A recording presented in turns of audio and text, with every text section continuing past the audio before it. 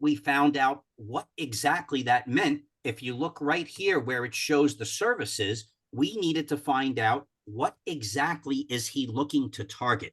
That one little weakness is a massive weakness when people are positioning themselves to be found by the search engines. Remember, in marketing, we have multiple objectives. The first is to be found, number one, and then number two is to have relevancy when found. What I mean by that is, I'm in Florida, so just to make a point, and if he did bathroom remodeling, well, guess what? Bathroom remodeling, I mean, basement remodeling in Florida is meaningless because nobody has basements. So you want to make sure that when you talk about what you do, you don't say you're in construction. You don't say you're in the residential industry. You want to break it down to the lowest common denominator as what do you like to provide as a very unique service. And in this particular case, he likes to provide bathrooms, kitchens, and outdoor living. It may grow, but that is the initial key target when he showed up into his area.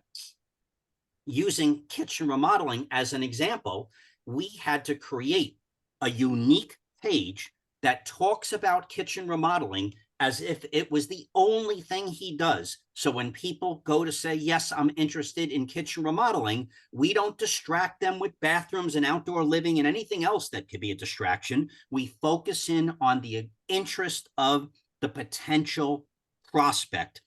I'm not going to go heavy into the SEO, which stands for search engine optimization topics, but you must realize that there's a combination of ensuring you cosmetically represent the best of what you do on an individual topic, and you also do it correctly for the search engines. To be clear on what I mean by that, when I say correctly for the search engines, in this particular case, when you go at a later time, hopefully everyone's still on the massbuilders.com website. You don't have to change wherever you are in your devices that I just asked you to do that. But when you go through the pages, you will see when we talk about kitchen remodeling, we amplify kitchen remodeling, but we don't amplify kitchen cabinets, kitchen sinks, kitchen countertops, because if you do it incorrectly, you will then inadvertently get calls to say, hey, can I get you to replace my cabinets? And of course, mass builders could do it, but they're not looking to just replace the cabinets. They're looking to redo the entire kitchen. That is a quick introduction to the topic of search engine optimization, where you're heavily targeting the very specifics of what you're looking for when you're generating a lead. The other big area of a weakness in this industry, the prevailing weakness, is not just explaining what you do, but where do you prefer to do it? So when I come here, I'm just choosing one of his main target areas.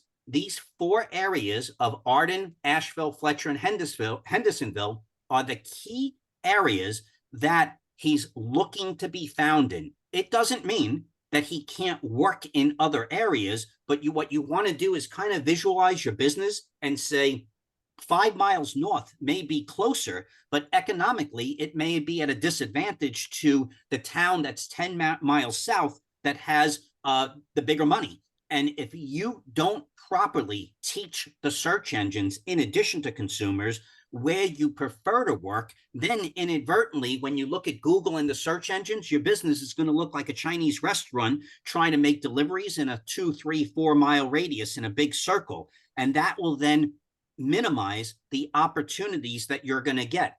To make a point with going into SEO without getting too technical, when I come here to this particular nice image, and what is it? Well, let me come here. It's a nice image, but not what you're seeing visually. When I mean, what am I looking at? Just give me 1 second here, because I'm trying to find it on the screen, but I can't seem to access it. Sorry, guys. Let me move this up a little bit, running into a little technical glitch. There we go. When I go behind the scenes, you'll see that that picture right here is for a Hendersonville, North Carolina outdoor living new deck contractor. And my point is, this is right here a introduction to the search engine optimization, where you see a picture, but you don't know what the intent of the picture is behind the scenes. So what happens is, even though you might see beautiful property, or you might see railing, or you might see a deck, how we teach the search engines to clearly identify those pictures will make or break your long-term success in being able to generate leads. Now, this is live, so I like to always tell people the owner is just listening at the moment, but he has no idea what I'm going to show. The reason why, he was going to see this in a few weeks as part of his end of year marketing wrap up. But what I'd like to do is quickly go to what's called Google Analytics. And this is refreshing. Thank you, everybody, for participating. And I could tell you that I see many more people that are online, many more, actually. So there's a handful that helped me and that went to the website like I asked, but that's only 25%. So many of you said whatever the reason was, you didn't. But look right here that I'm able to clearly see where all the people are coming from. And I don't know where the other 75% are not coming from. But Google's new analytics 4 is so powerful that what I like people to do as a takeaway, as the starting point, is don't just assume your website is connected to Google Analytics 4. What you want to do is get access to Google Analytics 4 and simply just, thank you for the other two who just showed up, go in and make sure that you could see it active. How do you know it's working? You simply open up Google Analytics 4, and then in another browser or on your smartphone or whatever the device may be, log in and wait to see the circle appear on the screen. And if it hasn't after 30 minutes, you know that it was not set up properly. It's called tagging. And then you just reach out to your programmer and say, even though you thought my Google Analytics was working, it's not. And don't be satisfied until you see it. The reason is, I'm going to introduce you to the success of mass builders, and he gets to appreciate this live. And I'm not giving away anything, Anthony, before you bark at me. Here, we're going to see what's going on with life coming to his business. And forgive me while it takes a second to process. There we go. I'm looking at the last 7 days of activity. And what will happen is, in marketing, let me just scroll down a little bit here. We could see that the #1 way in the last 7 days was 22 people visited his site. And the most two important things in Google Analytics as a brand marketer, actually, let me paraphrase. As a brand marketer, my goal is not to help my clients get more leads. And I want to be clear. It's not to help them get more leads. It's to help them get more quality leads. And if you do not focus in on more quality as part of your strategy, you will inadvertently grow your company with a tremendous number of tire kickers. And you're going to feel good about yourself with the phone ringing, the emails coming in, and the website forms being filled out. But if they're wasting their time asking you to do things that you don't do or you don't want to do in areas that you don't want to go to, the thing that you're losing is what I call time. It's irreplaceable. And in the beginning, it seems exciting, but as time goes on, we all know how we like to avoid the damn phone when you're busy and getting distracted. The last thing you want to do is be consistently distracted with opportunities that are not real. In this case, we have 22 people in 7 days who visited his site, but 45% of them found value in it. So 11 people were engaged. That number to mass builders just 2 years ago was a big fat zero. He didn't have a website. There was no engagement. But now, 2 years later, we're averaging at the moment, at least in this 7-day window, 45% are finding value on when they come to his site. The next important thing is to look at, well, once they think they find value, what's the average engagement time staying on the site before they decide to do anything else? Whether they leave, whether they go to his Facebook page, or hopefully go to the contact form is another topic.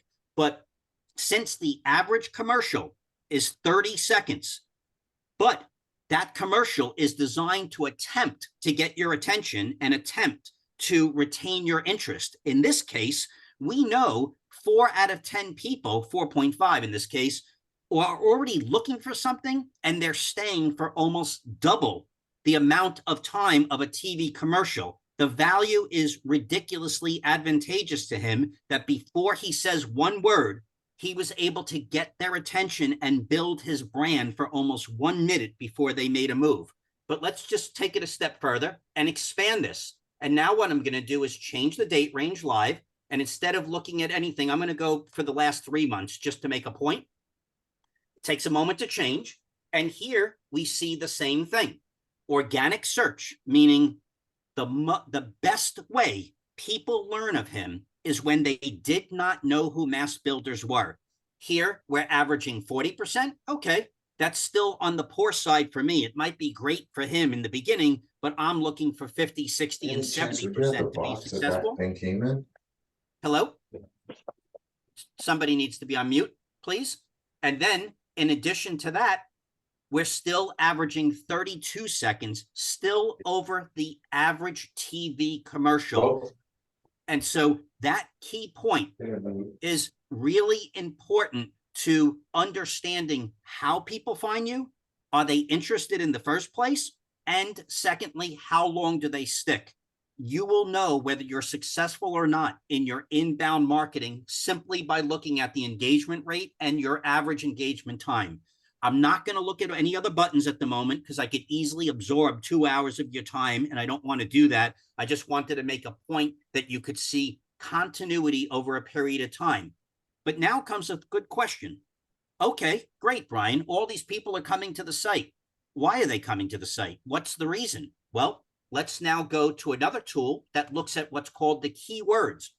And the keywords are kitchen remodeling, Fletcher, bathroom remodeling, Arden, and all you're looking at is indications of a hybrid of what he does and where he does it over and over again. And what's really cool, and this is live, I don't think I've ever showed this to Anthony. Maybe I did a permutation, but right here in the beginning on the left-hand side is 2 years ago when he had nothing.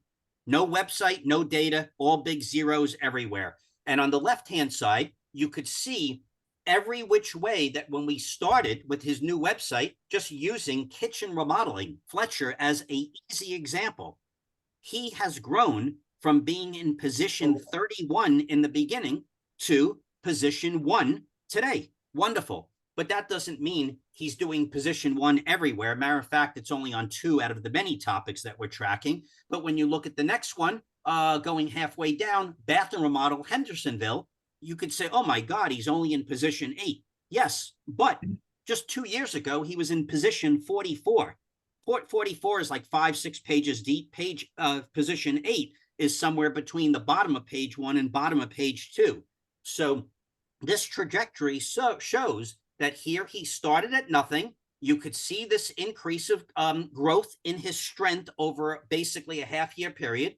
Then Anthony got a little lazy. I then bugged him to do something. I will maybe talk about it if we have time. I bugged him to stimulate that, hey, we're going down again, because in the beginning he was enjoying the ride up, and now he got a little lazy, but then he did what he needed to do. And now, because he's been doing it over a 1.5-year period, he's ending the year at over 1,000% stronger. Obviously, it's easy to say how much stronger from zero, but you could see here the 2 years of growth. You could even see when the dormancy kicked in, and you could see when he got a little bit of a kick in the butt to get back to where he was. And now he's been able to maintain that over a 2-year period. That continuity is a massive advantage in this industry. I tell people in summary, my personal biggest concern is I will begin to worry about my ability to help this industry 5 years after Angie's List declares bankruptcy. Other than that, that model doesn't even deserve to be alive, but it exists because too many people don't like to plan for more than 3 to 6 months out. If you begin to strategize for 1, 2, and 3 years out, you pull yourself into that long-term direction. And once it shows up, all of a sudden, things just begun to happen over and over again, much easier, simply because you were strategizing for the long-term direction. But there are many things that you need to do external to things pertaining to your website and stuff like that, such as Google My Business. In this industry, if you look here, you could see the territory. It's a nice territory. It's not a perfect circle or a square or rectangle. It's a little off because of the way we designed it on his website and Google my business profile, but you must get Google reviews. We need a way to validate your business. You might say, oh my God, this guy's doing great, but how the heck does he have a 4.3? Again, he's a new business. And out of these 6 Google reviews, of course, he had a pain in the ass prospect who gave him some 1-star review. This Phineas the Beast, by the way, Anthony, you don't have to respond, but I researched him. The reason why he's doing those stupid negative reviews is he's trying to earn points for some God knows what program that he's trying for. So he gives everybody 1-star reviews all over the damn place. But he answered in a diplomatic way. So this is real world stuff that would I love to be able to show you. He is a 5.0 contractor. Yes, he is with clients, but he can't control morons and prospects that just have unrealistic expectations. Either way, you're responsible for getting other people to validate how good you think you are. I could sugarcoat it and make you look awfully good. You could sugarcoat it and say you're good, but we need customers to say that you live up to whatever it is that you say you do and where you do it. Same thing on Facebook. Facebook is a wonderful place when strategic. Anthony is or Mass Builders is not as good as I would like them to be. They're getting there. But my point is, if I went to say out of everything he's doing, his weakest common denominator is the Facebook social marketing, but we are working on it. You can't avoid certain social elements altogether, even when you're doing good. And the only reason why I'm showing this is it's his weakest link, which does not mean he's not doing great. It's just identifying how to get better and better without, getting so concerned that I'm not doing as great as Brian would do, which of course nobody could do, at least with my ego. However, you could still always do it correctly. The reason I know that this is not correct is that he made a post on August 16th and only one person liked him. And I don't know who that person is. It's a painter, so probably the person has a relationship with him. Until those numbers come up, just like I showed you on the Google side with the engagement, until people like a lot of what you say and comment, you have to just agree that what you're doing is wrong and then take a different approach into how you're doing it to turn it up a notch in your social engagement. Here, on an ongoing basis, one of the things that he did to stimulate himself was he built the website. Everything was great. We got a kickstart, but then things started to slow down.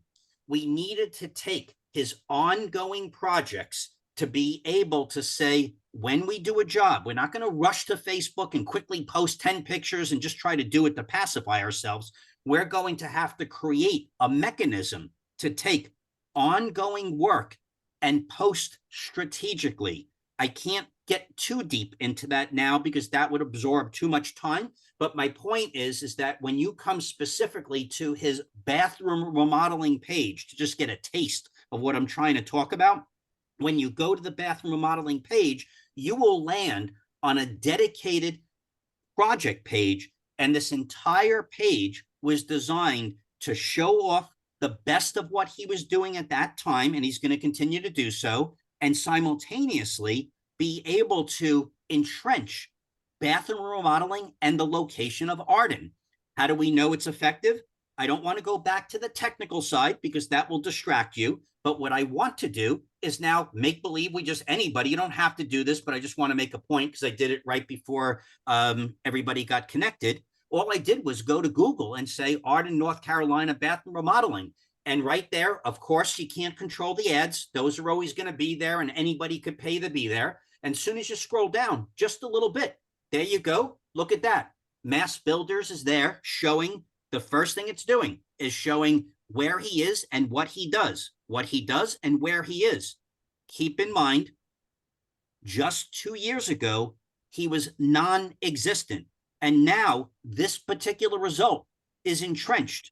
It might go to position 2, it might go to 3, it might go to 4 if he stays dormant. But now he's planted his flag into getting the marketing strategy done correctly, he's able to grow his company, with me at least, with generating more quality leads. So he focuses it on what he wants to do. He focuses less on what he doesn't want to do. And then he grows his business operationally and profitability independent of what my objectives are. And that's going to be Anthony in a moment working with Bruce talking about Rob, excuse me, talking about his solutions to help out, but without the leads in the first place, without the quality leads in the second place.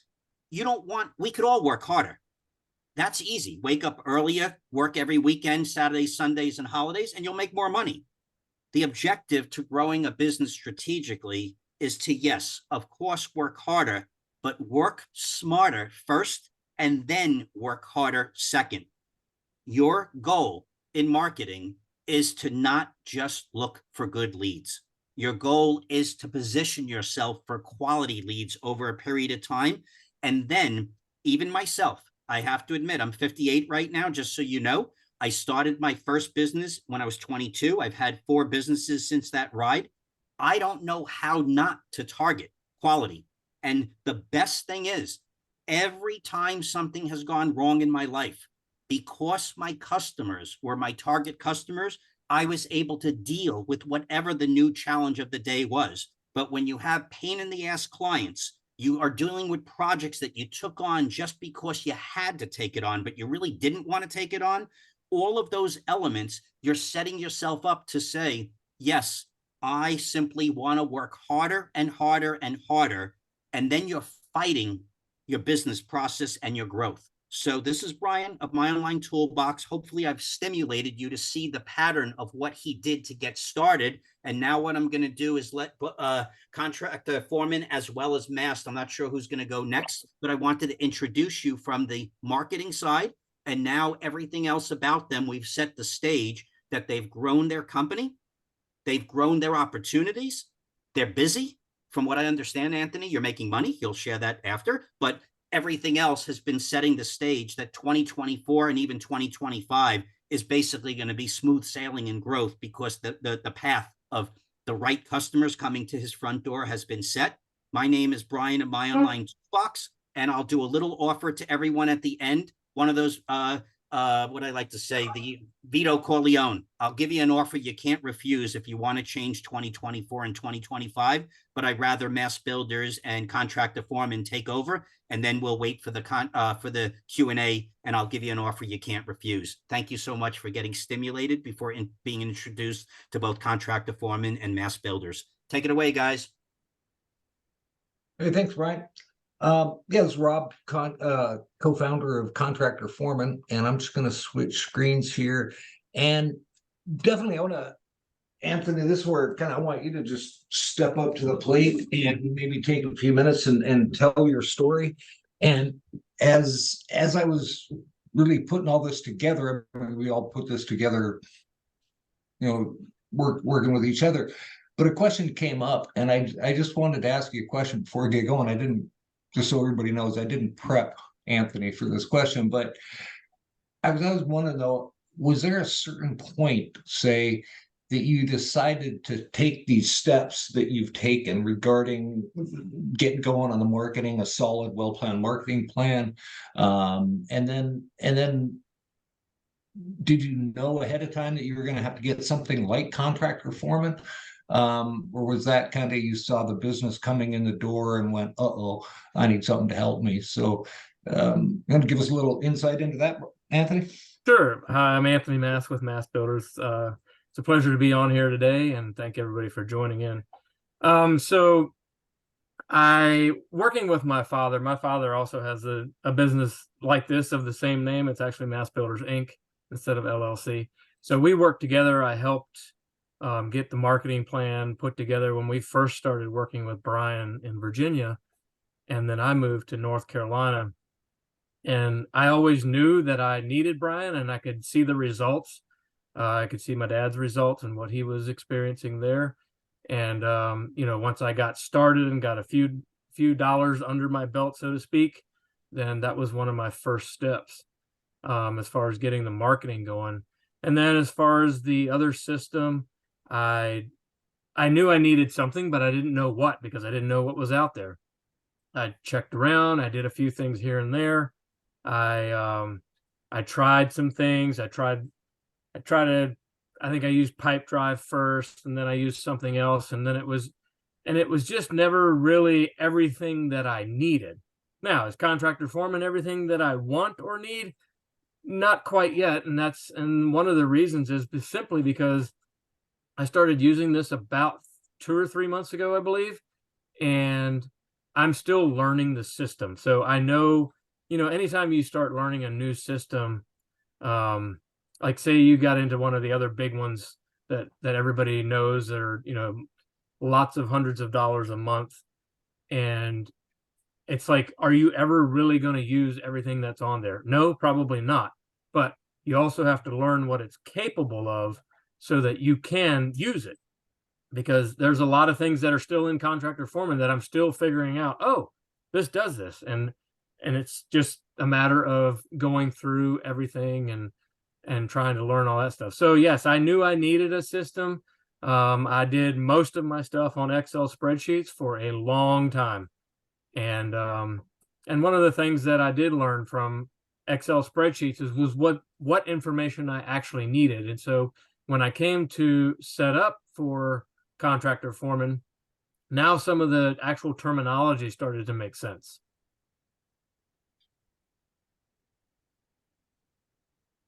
Awesome. um, I just kind of switched screens because I was just pulling up what is called the dashboard in Contractor Foreman.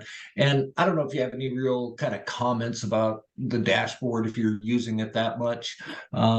Just so everybody knows, you can completely build out a dashboard, not just company-wide, but for everybody in the company. I don't even know how many widgets we have. I'll just show you real quick what the list of widgets that are available are by hitting that drop down there.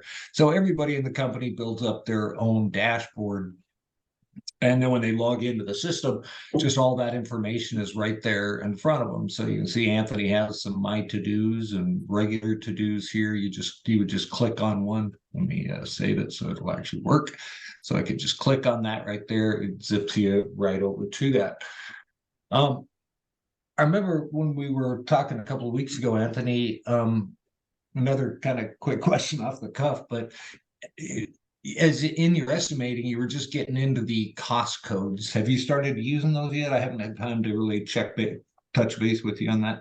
Yeah, so I started using the cost codes, and I mean, when I got started in business, I didn't know what cost codes were. So I had actually purchased from my contractor seminar to take my contractor test. He had a sheet that he had put together for estimating. Well, he had a bunch of cost codes. Well, I had started using those cost codes and just started using them in the last year because we finally got a bookkeeper. And so I actually took those and I uploaded them to Contractor Foreman. And then I've added bits and pieces here and there. But yeah, those cost codes have been really helpful in being able to upload those. And then you can also use there's 2 of them that you can download. I didn't even look into those because we were already using a system. So we just kind of stuck with what we had. Good. Yeah, I kind of threw you a little bit of a curveball there, but to kind of keep the flow going, when you're working with Brian and continuing to work on the website and the leads and whatnot, a couple of quick questions. Maybe you can just talk about how you're managing. I see you've got a lot here, a lot of leads in Contractor Foreman. How are you managing that? So whenever somebody calls us, if they call us without visiting the website or anything like that, we will actually enter them as a lead.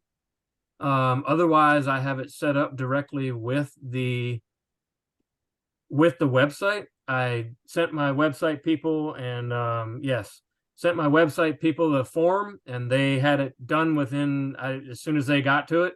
I mean, it took them like 5 minutes to change it over from my previous CRM. And so now everything that comes into our website and they fill out a contact form, it comes right to here.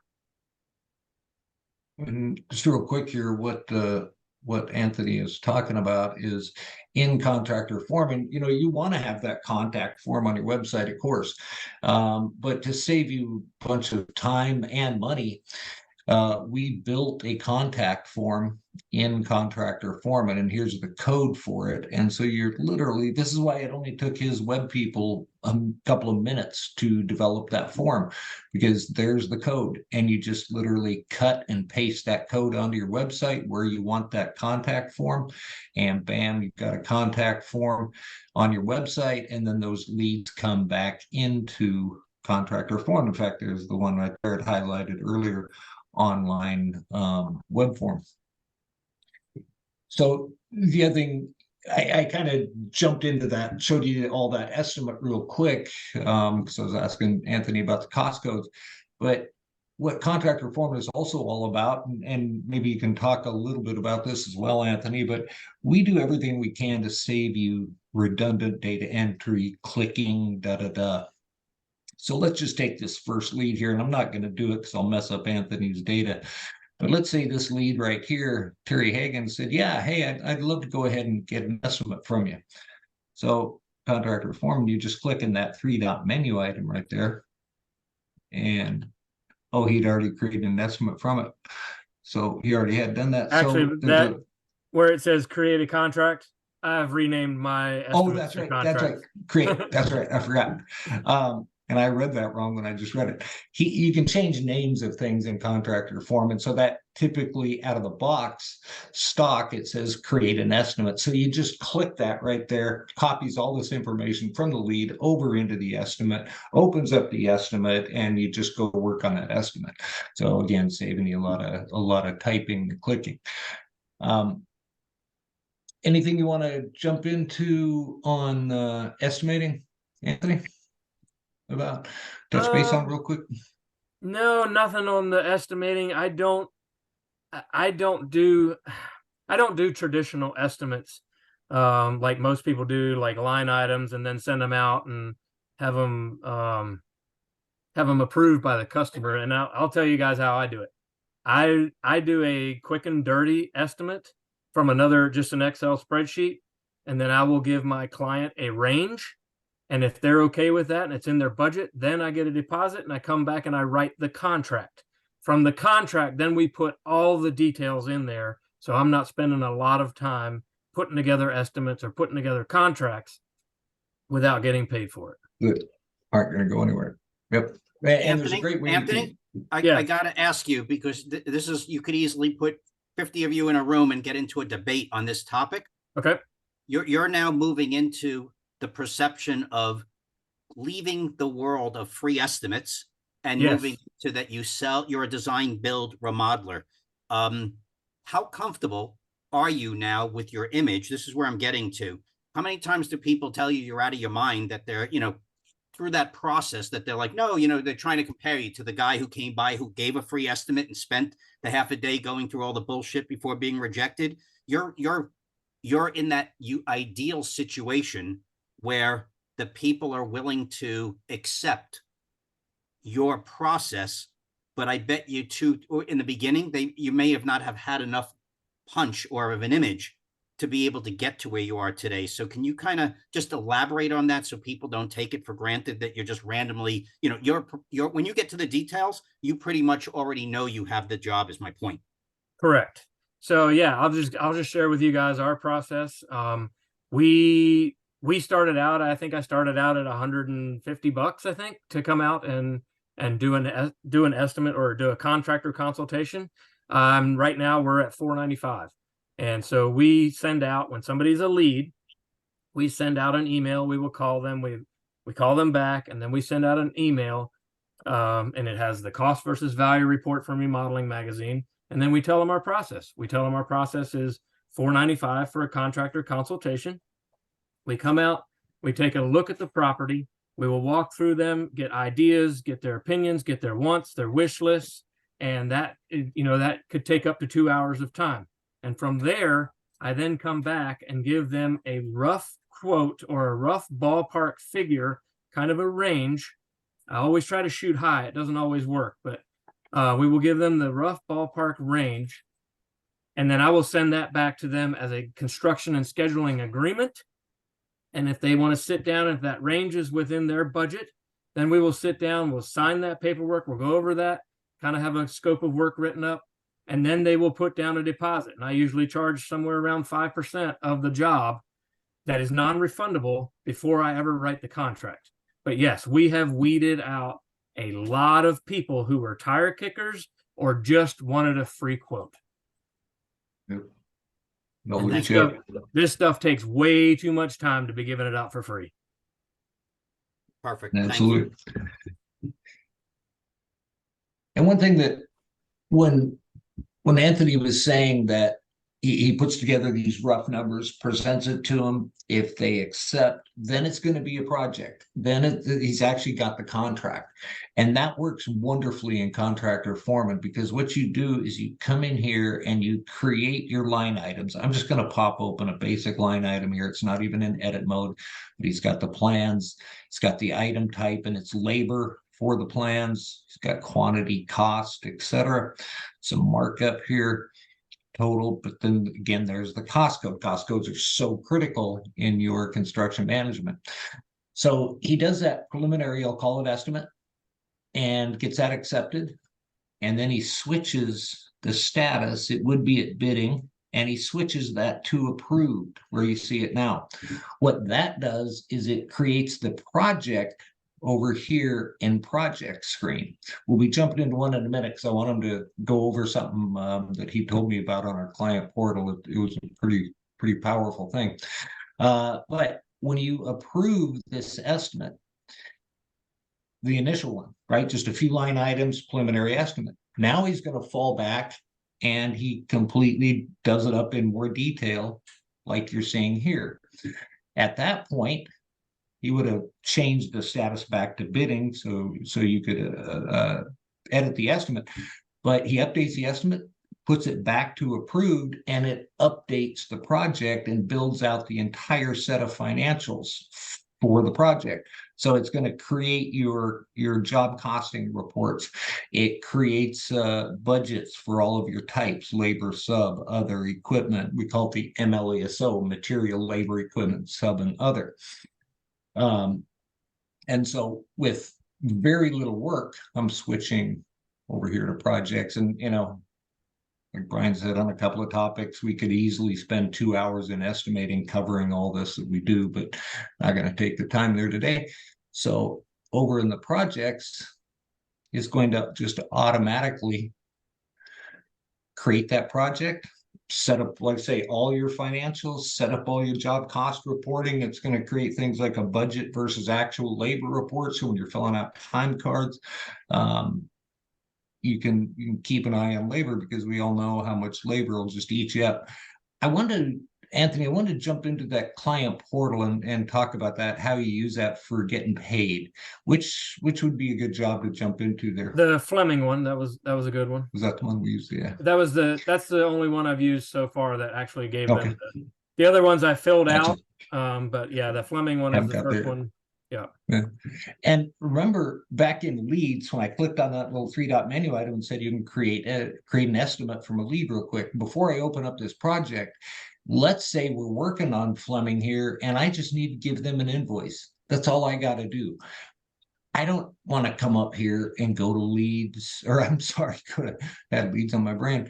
Go over here to invoices and start typing, etc. I don't want to even go anywhere. Why should I have to? So I come over here to the far right and I click that 3-dot menu item, and here's all the things that I can now create with one click for my project. So I need an invoice. I'm going to click that. Boom, opens up the invoice. Couple of steps, you're done with the invoice. So invoicing is down to minutes, literally minutes.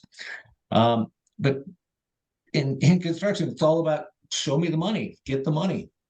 And what we've got is client access, where you're going to create a little mini contractor foreman for your client, and you're going to set up what they can see, what they can do. It's interactive. They can approve a change order. They could request a change order. They could pay their invoice through here, and say lots of interaction. You can chat with them, etc.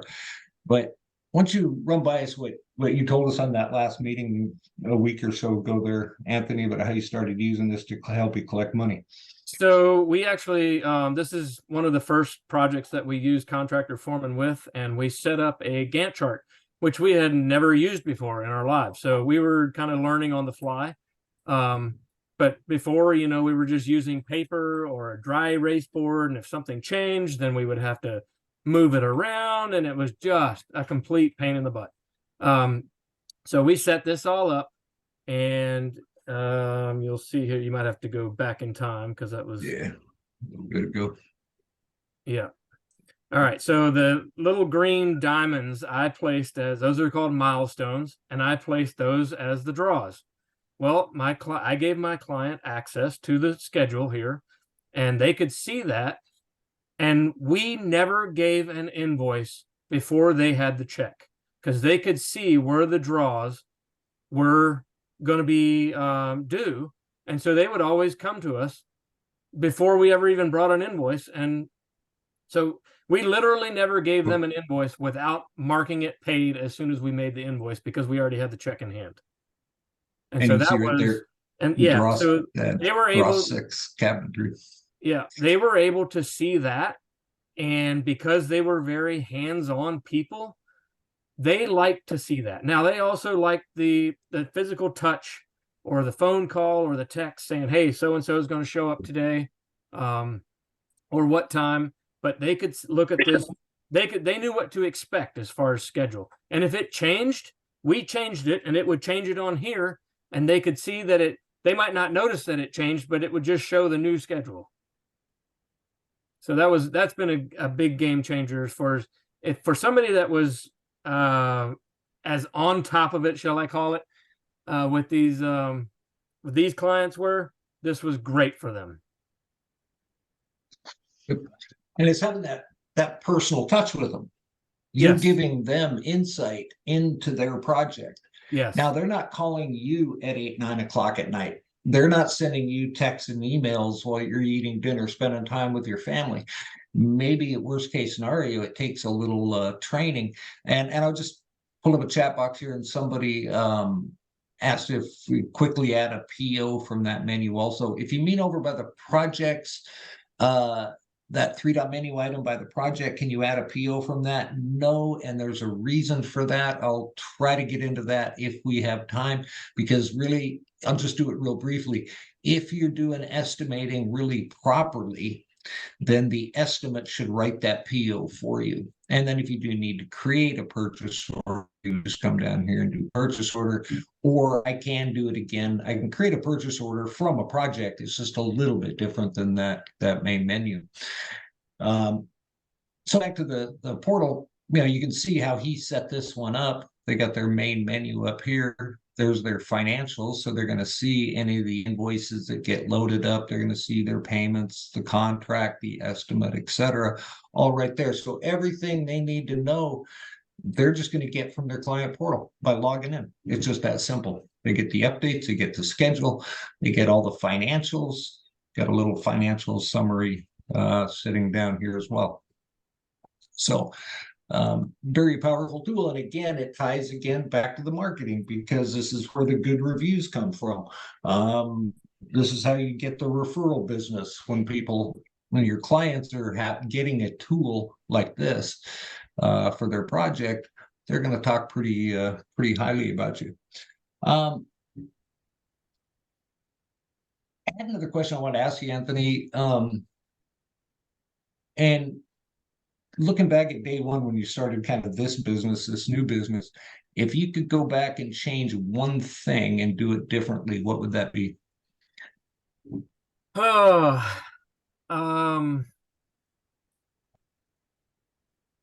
Man, that's a difficult question, and I will tell you why. Because knowing what I know now, obviously that makes my experience different. But if I would know everything that I know now, I'd probably just jump whole hog into it. But it's also, if you don't know, you don't know. So it's kind of one of those catch-22 questions. Right. So that's really hard to answer, because everybody's experience is different.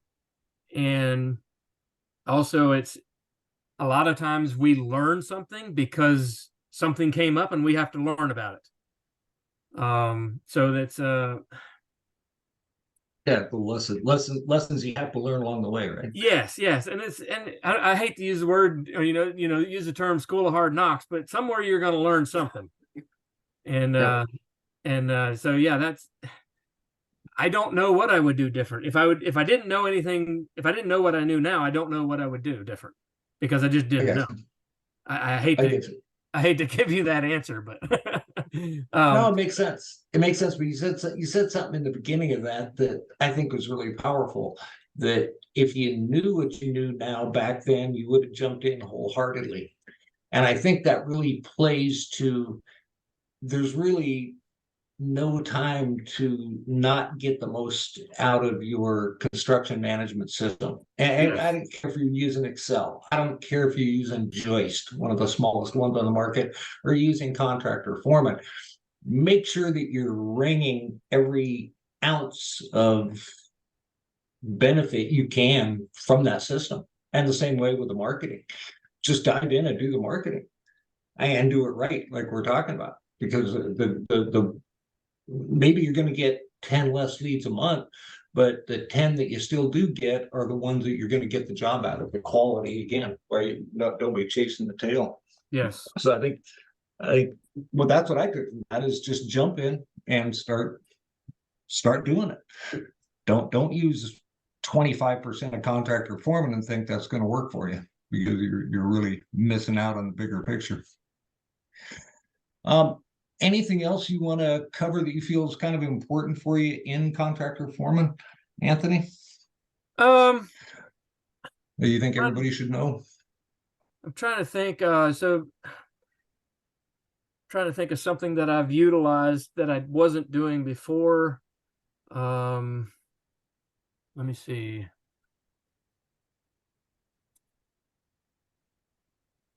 That I know that I will tell you the something that I use that I have never used before, and that is a subcontract.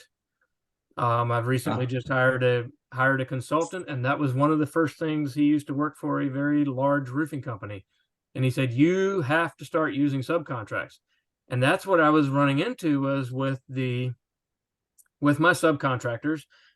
Sometimes I would get a text and they would give me a number without any kind of context about what job they were talking about.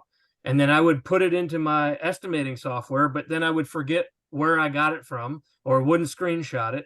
And then when it came time to pay for it, I was like, nobody knew exactly what job we were, what we were talking about. But I've recently implemented the subcontracts. They send me their contract or proposal, or send me an email or a text, and I now just plug it into the subcontract with the scope of work. I send it back to them and they approve it. And now we have something hard to go on that for when the end comes and we have any questions, then we have something to go back to. But that's probably been my biggest game changer is the subcontracts. and one thing, I mean, I can't say it a whole lot better than that without expounding for 20 minutes, but one of the other things with our estimating, this is what I'm saying, you should jump in wholeheartedly to contractor foreman if you're currently on it, because using something like the bidding packages here, don't have one set up, and this is an approved job, so I can't do one real quick. But when you use the bidding packages, bid packages, invitation to bid, whatever you want to call them, that's where contractor foreman will write those subcontracts for you because you're pulling line items out of your estimate and including that and everything you want pricing on. Then when you get the pricing comes back into contractor foreman, and you're going to decide who you're going to award that job to, and then contractor foreman writes that subcontract and puts it down here under your subcontract. Same thing with purchase orders. So it'll write your purchase orders for you as well. One of the biggest reasons, I've done a lot of teaching, coaching, mentoring in construction, and one of the biggest reasons people don't use purchase orders and subcontractors is it takes too long to write them by hand. And it just is something you never end up getting around to. I meant to do it. I was going to do it at 9 o'clock at night. And this our system takes hours and hours and hours of work and distills it down to really mere minutes worth of work. Somebody had asked a question here. I wanted to show them really quick. I can't do. TC Chesser said, why can't we do change order subcontracts? You actually can.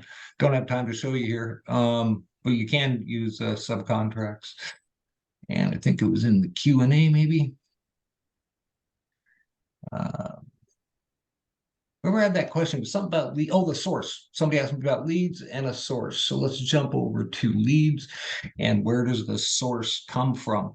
The source comes from, you're going to set that up, and it's in sales tab over here. So you got stage, quality, referral source. So where did that come from? And you create your own list here as well. So, and that way, back on that dashboard, you're also tracking where leads are coming from. So great question. A lot of those little things we don't get time to cover in here. All right. Coming up on the top of the hour, anybody else got any questions for Anthony? You can take yourself off mute. Just shout them out. We can keep going a little bit past the hour if you guys want or have a lot of questions. So this is here to help you folks. So fire away.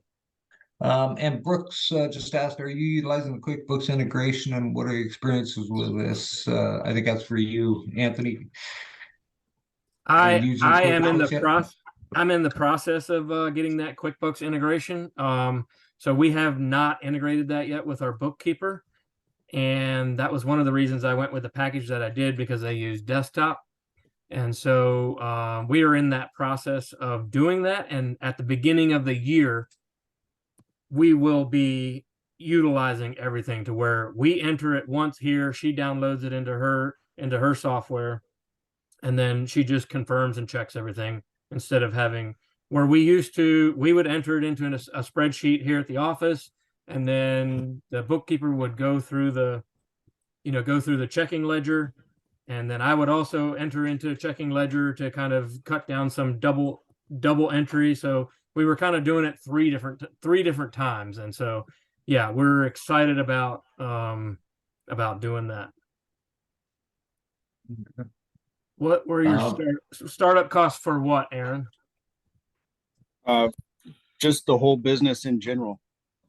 Oh, the whole business. Did you start out with 100,000 and build from there, or was it just? No, I actually started with basically nothing. I mean, I'm trying to think. In North Carolina, you have to have a certain amount of cash or have a certain amount of net worth before you can get the smallest contractor's license. And I think I had less than $20,000 in savings. Now, I did have a truck and a trailer and tools, and just started going out to any networking thing that I could come up against and shaking hands.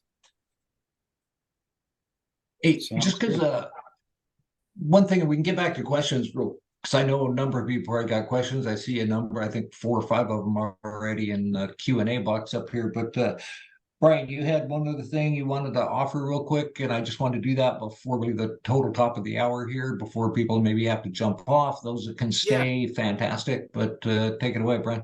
Yeah, no, it was simple. I already posted it, but a lot of times, my online toolbox has 2 different faces.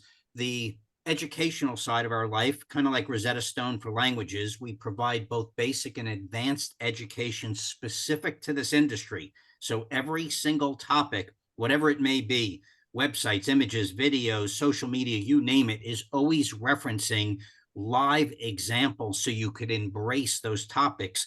We have 2 classes. The basic is $379, the advanced is $479. And if you buy the basic class for $379, we'll gift you the advanced class for $479 for free.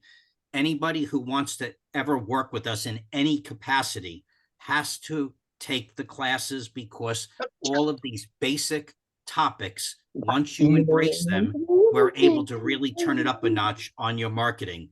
Independent of that, if you want to discuss having a marketing plan and an ongoing consulting relationship, just either call, go to my website, make a contact form, and we could discuss having a relationship where we basically are your partners, like we are with Anthony and many others, where we stay with them on either an hourly or yearly basis, just to be their big brother, like the interim chief marketing officer needed as is, or on a monthly basis, depending on the size of your company and where you are in your marketing objectives. But the basic class, $379, you get the advanced class for $479 for free.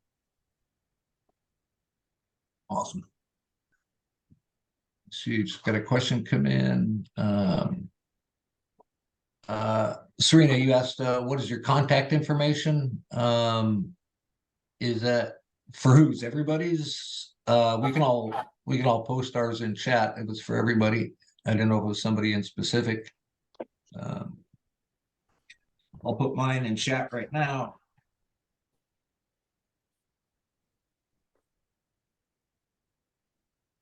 Mine is through my website, and I just put it up there as in order to fill out the form. Go. I'm just double checking that. All right. Excellent. Okay, let's jump over to Q&A here. Domingos asked, Anthony, have you ever experienced commercial field? How hard or easy was it? Have you done commercial, Anthony? No, I have not done any commercial. I've had a few people reach out to me. I do know in commercial you want a CYA, Right. because everything is crazy. Help. Yeah, I can help a lot with that. Domingos, I've done mainly commercial. I've been in the trades 35 years before we started contractor foreman. Did mainly public works and commercial. And yes, they're just contract heavy. Understand contract language. Understand that they are not kidding when they say they're going to charge you liquidated damages if you're delayed, because they will. So understand those contracts. You got to be really organized, very, very organized. I wouldn't let anybody I know go into commercial construction if they didn't have something along the lines of contractor foreman. Just don't even attempt it. You will lose your money very, very quickly, unless you just got excellent mentors or coaches or somebody really helping you out. So it's a great way to go. I love the field, commercial public works, but be very, very careful going into it. Got to know your stuff. Also, to add to that, anybody who's doing, you don't just throw commercial onto your website and just write the word down. Make sure that if visitors are coming to your website, that you have a clear differentiation between, is the person a commercial opportunity or a residential opportunity? Don't just throw it like a little buzzword. It's better to avoid it altogether. Yep. Brian, there was a question for you. Is there a time limit on the basic advanced course? Meaning, once you purchase it, do you have a certain limit of time to complete it, or just when you get it done? No, 30 days. Okay. Does CF offer integration with takeoff platform, or will something like that be coming soon? My subs are so busy when I ask some of them for detailed questions, they often delay or reject. Yep. Creo.net. We teamed up with them and we're working on a better integration, but we do integrate with them. I'm going to pull it up right now. Creo.net. Wonderful company. Love these guys. They're just a blast to work with. They've got an incredible takeoff tool right here. And so what we've got right now is you can export out of contract or out of Creo, and it pre-formats it for a direct import into contractor foreman. So there it is up there, Creo.net. Like I say, wonderful people, really great to work with. Let's jump back. Got some more questions that are coming in here. Brooks asks, are the subcontractors digitally signing the subcontracts? Correct. Contractor foreman does have the electronic signature, but it's not just the electronic signature. We track things like date, time, and IP address for the security on those. So very similar to like a DocuSign, very secure. PC Chester asks, does anyone have an ops manual that documents processes for contractor foreman? No, and we keep trying to write them. But every time we do, and we got some other plans on this that we're actively working on, but we don't have an ops manual because every time we turned and put out an ops manual, everybody took the time to read it, but then they went back, well, that isn't quite how we do it. Every company is different, every project is different, and it was so difficult to write something that wasn't going to turn into a 2,000-page document that nobody would read. So what you can do, TC, you got my email, shoot me an email when we're done here. I'll explain how we can help you with that, though, with a couple of programs that we're starting here at Contractor Foreman. Can you guys improve the markup on the plans? Yeah, I'd love that. Yeah, I'm not real happy with the plan markup tool we have. Aaron asked Anthony, how is the ROI for my online toolbox? Do you recommend them? Uh-oh, Brian's got to plug his ears now. Okay. So I'm going on mute. right.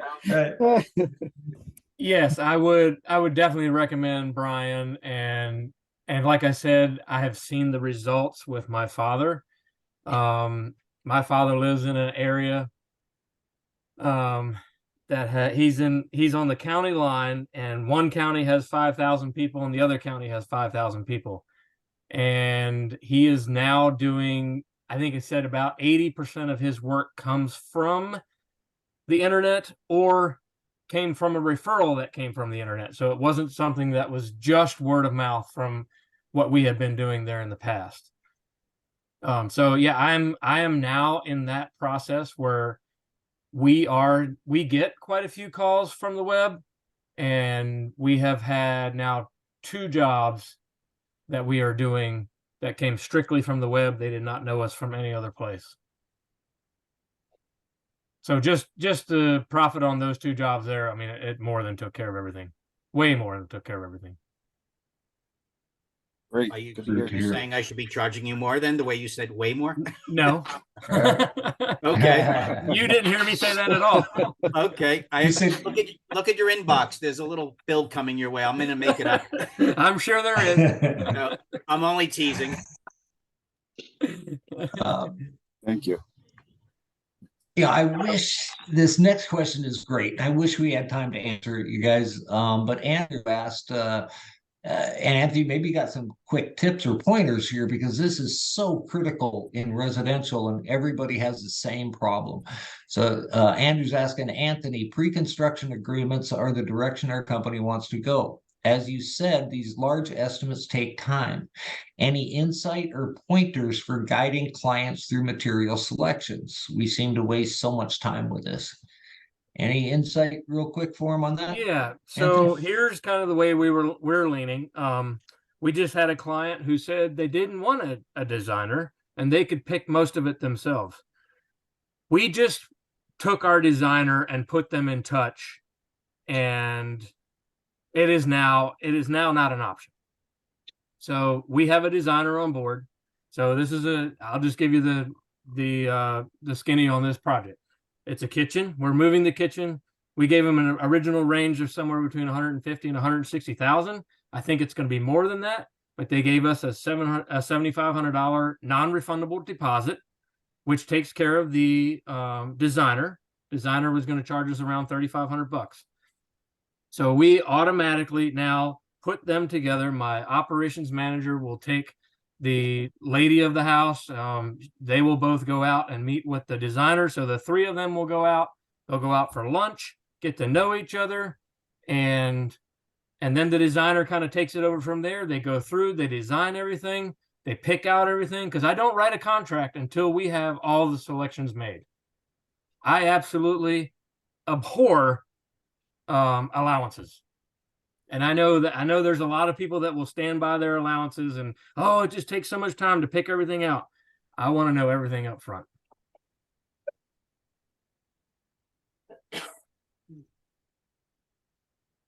I'm just typing an answer here, folks. Hold on. Did that answer your question, Andrew? Not sure if Andrew's still on or not. I'm sure. You just Yes, got a I thumbs up. did. Thank you very much. Oh, I okay, appreciate okay. that. Okay. Yep, I just saw it. But come in there. I would highly recommend doing those. Like I said, I don't do anything for free anymore. We do contractor consultations if you want us to come out and look at your job. Now, the one thing I will do for free, and I'll give you guys this little tidbit, is if somebody doesn't know if they want to work with us because they've never met us, they're a little hesitant to spend the $4.95. We will either meet them at Starbucks around the corner from the office for 15 minutes just to meet and greet. We're not talking about their job. Or we can do a video call where it's about 15 minutes and go from there. And then they can decide if they want to spend the $4.95. Great way to do it. Excellent way to do it. Just You had know what? Brooks ask a question. Is Can I there a just- section for? Go Can I- ahead. Can it be, there's still so many people online, and as I just saw a very I know. few drop based on it. I want to give a free idea, and then you have, unfortunately, limited weeks to take advantage of this, which is we're now heading into the holiday season, and many of you are going to forget about your clients, and you're all warm. You can't wait to do your little social post probably on December 24th to say, Merry Christmas, Happy New Year's. We love you so much and enjoyed the blah, blah, blah. If you're going to do that, you just know that I think it's so sad that is the way you show your sincerity. Too many people superficially use the end of the year to be like an excuse to do their end of year social post that takes somewhere between 15 and 30 seconds. I send out hundreds of handwritten cards every year to people that I don't meet. Many of you have relationships that you're in people's homes, you're in their businesses, you're petting their dogs, you're using their bathrooms. It's the perfect time to establish long-term relationships by just buying a box or two of cards and writing whatever. Even if you write like crap like I do, a little note goes a long way because no one does it anymore. Just to say thank you, and even turn it up a notch on that quiet week or two. Just drive by their places of business or residences, knock on the door, and just say hello. You'd be shocked about the long-term relationships you'll get. And simultaneously, if you have an extra minute, you just, while your truck's parked in the driveway or out on the street, just walk over to the neighbors who most people don't talk to anymore and just say, hey, I was by the Joneses residence next door. I was just saying hello for the holidays and just wanted to drop off a card. It's a wonderful way to maximize the holiday spirit with a handshake, as well as a potential marketing opportunity to the local neighbors while your truck is outside. So I just figured that before everybody starts to drop off quickly, to leverage a quick shot. You only have 6 weeks to do it. And then at the end of the year, it becomes, oh, maybe I'll do it next year. I'm addicted to the customer relationship side, but you people all have a better opportunity than me because I can't shake your hands, even for the customers that I see online. I will send you a card. I might even be able to make you a phone call, but for me to do it for 400 plus people, give or take, I think it's 400 to 500, you only have 10, 20, 30, 50 people that you've worked in a year. And it really is a perfect time to enhance your brand in a way that most people will avoid like the plague. I'll let you take over again. Sorry about that. I would like to add to that if I could. Sure. I have an operations manager. Her name is Nancy. Everybody calls her Fancy Nancy because she goes to all the networking events, the chamber, and different things like that. But that is one thing that she does, and I will tell you guys, for your marketing dollar, if you have somebody or you can do it yourself, find a way to write out handwritten cards to everyone for any reason. We write a card. If we go out and meet somebody, we write a thank you card. If we go out and write a contractor agreement or a construction agreement, we write a thank you card. We have also integrated taking the clients out for lunch. And that's what she does. She takes the clients out for lunch, and we just write a lot of thank you cards. So that is a very Yeah. cheap way, like he said, 2 or 3 boxes of thank you cards, Christmas cards, whatever kind of cards you want, but just write cards, something handwritten. It doesn't have to be long. Just saying, hey, because nobody gets anything in the mail anymore, except for bills. Right. No, it's so true. 100% true. I had another question question came in from Brooks. Is there a section for client surveys or plans to add this in the future? Yes, Brooks, we do have all that. I can just point it out really briefly, of course, but let me jump over here. I'm going to drop down the main menu. And a lot of times you can use the forms and checklists for those surveys. They are, when they're filled out, etc., they're going to attach back to whatever project they were on. Within the projects, there is a spot for plans, photos, etc. Just super brief how it works. Let's say I've got a project going and I create a change order and I attach some backup documentation to that change order. As soon as I save that, it is going to automatically create a change order folder in my project and attach that backup documentation. We also have files and photos over here, but that's your library central repository. You do not add things here. And then we also have a document writer, but that's a lot more for contracts, extensive contracts, etc. So just wanted to answer that one really quick there. I hope you're still on there, Brooks. See what other questions we got. Is it Jacob? I pulled that Creo screen back up. Did you get what you needed off that? Yes, Rob, I did. Thanks again. I just need the website. It's crayon.net. Appreciate that. Yeah. Catches you because most stuff is .com, but they're .net for sure. So, all right. Let me grab something there. Okay.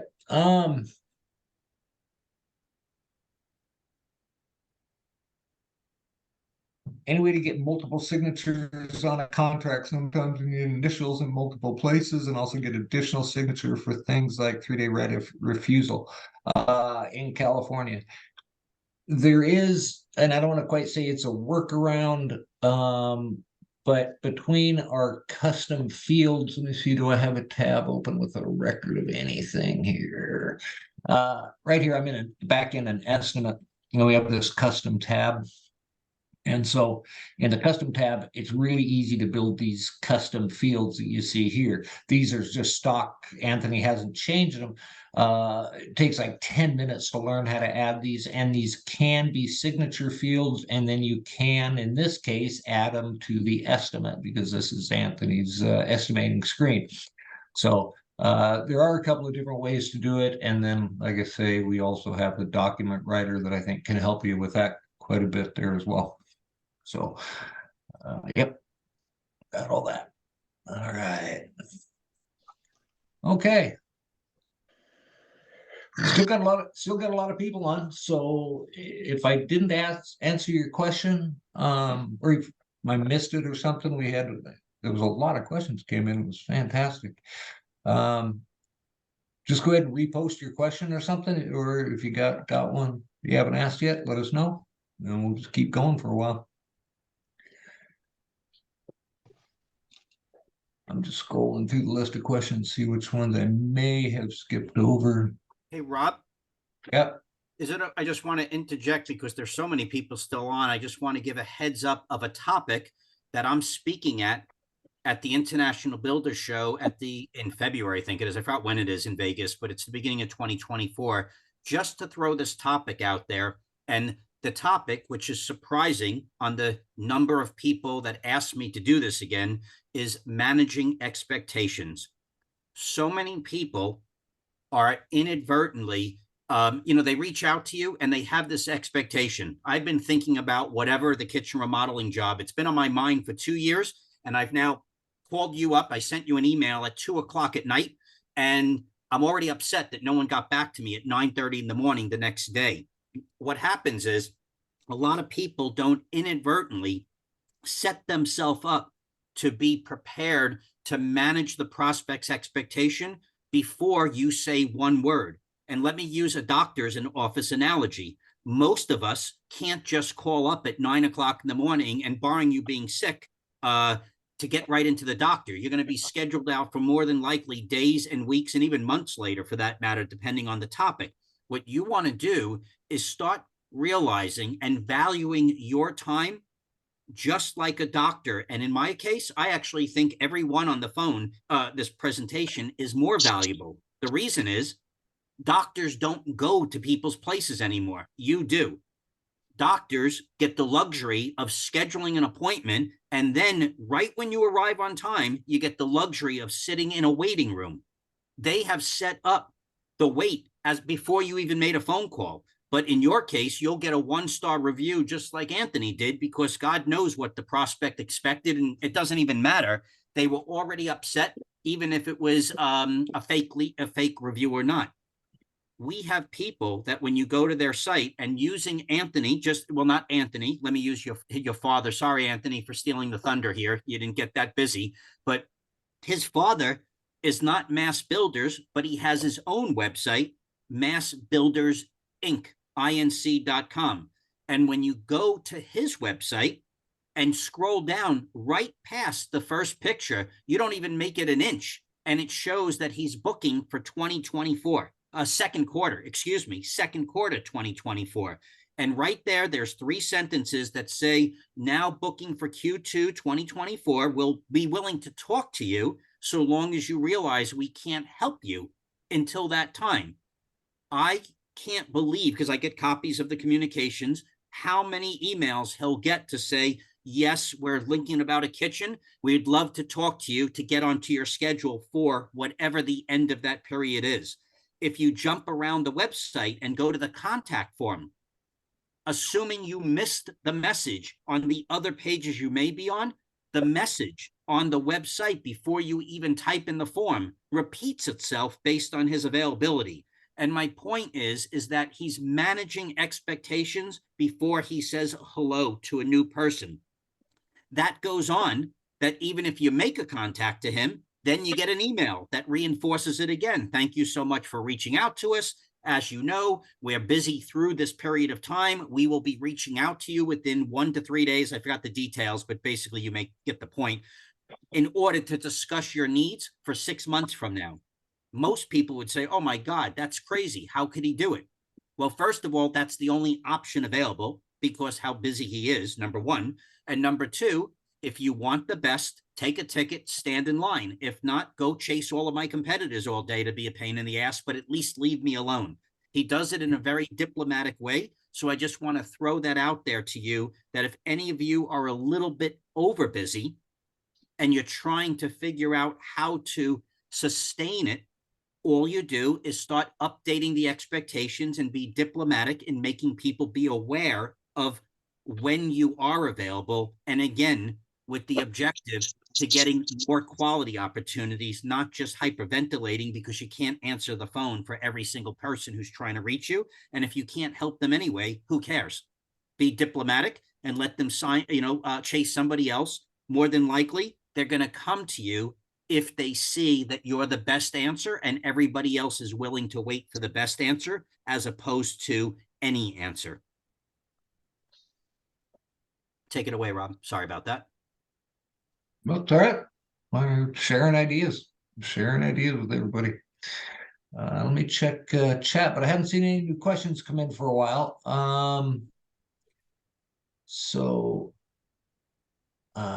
Commercial interview, let's hear on the market. Amazing the versatility of this platform, amazing value and functionality. Wow, thanks, Chris.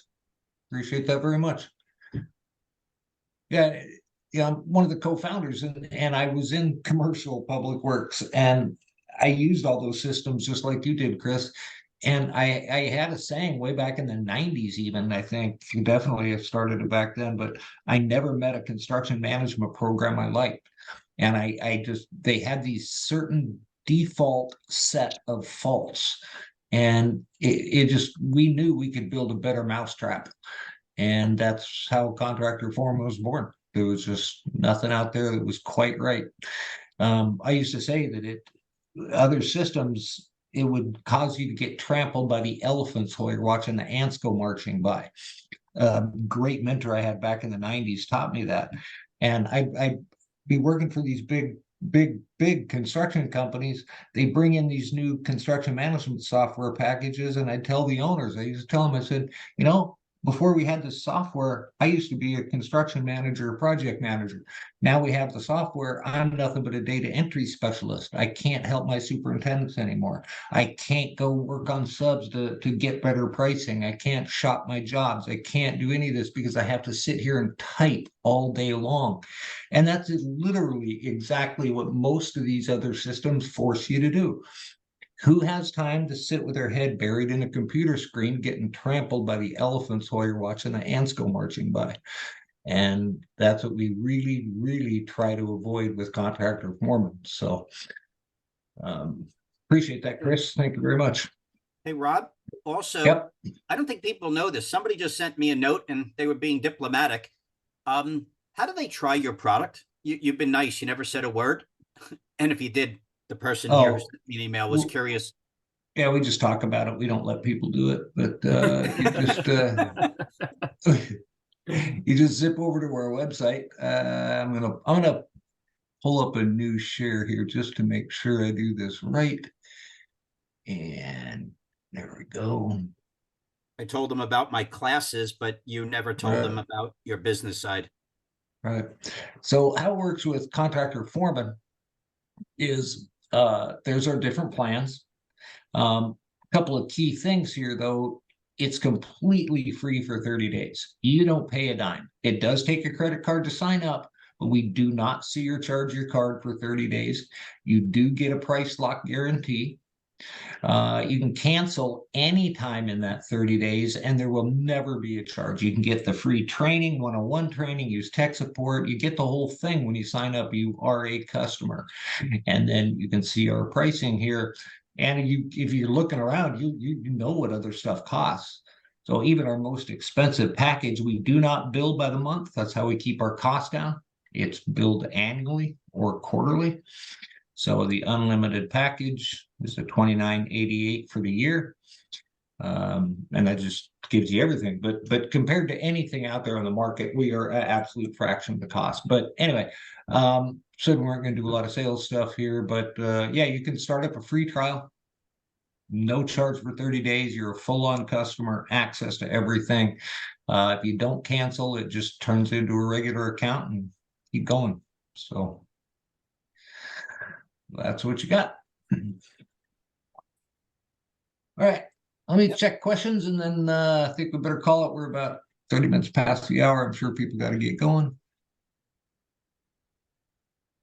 Andrew Andrew just asked a really important question here, so I want to cover this around contractor foreman. Can you confirm that hosted QuickBooks Desktop works with contractor foreman? I cannot confirm nor deny that rumor. Oh my God, you're not going to be a politician, are you? No. I already did that for a while. But okay. What I mean by that is some hosting services allow it to happen, some don't. I know that there's a couple of, not a couple, but a number of our clients that are using hosted. I don't know the names of them. So I would get hold of, or I'll help you, Andrew, get hold of our tech support. Email me, let me know what your hosted platform is. We'll gather some information, and then I can give you a solid answer. There's just so many ways to go on that I just don't dare say. I'll have more info. And for anybody left over here, if you want to, you're in that free mode, just always getting free tips on a constant basis. The My Online Toolbox Facebook page has a weekly quick tip, usually between 4 and 6 minutes to make a point. We choose a live topic, as always, and religiously we just hit post number 291 just to make a point of how many 52 weeks in a year that we do this to maintain the momentum. And so if you like the My Online Toolbox Facebook page, you will be able to get a real quick tip similar to the pace that I was doing in this presentation, offering a handful. And if you go to the My Online Toolbox Instagram channel and follow that, that turns it up a notch because that is only the top-notch featured projects being implemented on a weekly basis. And using Mass Builders as an example, he's only been featured once because he only had one featured project. That will change in the near future, but it's really turning it up a notch on how people maintain the best of all of their marketing, not just little tidbit updates like the Facebook page, but those are two places to go to either get weekly motivation or annual motivation, for lack of a better word, to be able to get something for free to keep the pulse alive on your business marketing. I had one last question come in here. Nicole just asked, can I upload my own contract and have clients sign it as a doc on your platform? Yes, it's really the terminology. I mean, the format might not be exact, but you can bring in your own terminology, and then have an electronic signature on that. It captures the electronic signature, et cetera. And it doesn't do it just for your contracts. It does it for purchase orders, change orders, subcontracts, all those things that require signature. So fully set up that way in Contractor Foreman. All right. Yeah. I think Thanks, everybody. Yeah, Anthony, thank you so much for sticking very around welcome. for this long. Thank It was you, really, Anthony. really good. It takes a lot of the effort behind the scenes, everybody, to make this always happen, to try to prepare this to be as informative as possible. So, I know on my end, definitely Rob's end, and Anthony, thank you so much. I know that this was a first shot deal for you, and you were able to hold Yeah. your own. So you didn't let me and Rob down. Thank you. Well, thank you. Yeah, thanks. I mean, you're just giving of your Anthony's very giving of his time here, so really appreciate that. Just want to help everybody out. So thanks, Anthony. You're welcome. My pleasure. Yeah, thank you, everybody. I appreciate it so much for your time. And Rob, I'll just be following up with you separately. And Anthony, we'll speak to you soon. Thanks, everybody, for joining us, and have a very happy and healthy holiday season and New Year. And we wish you all the best of luck in 2024. Thank you, guys. Great content. Take care, everybody. Hope to talk soon. Bye-bye. Bye, everybody. Thank you. Bye. I'm learning so much about Facebook now, and I have tons of questions. But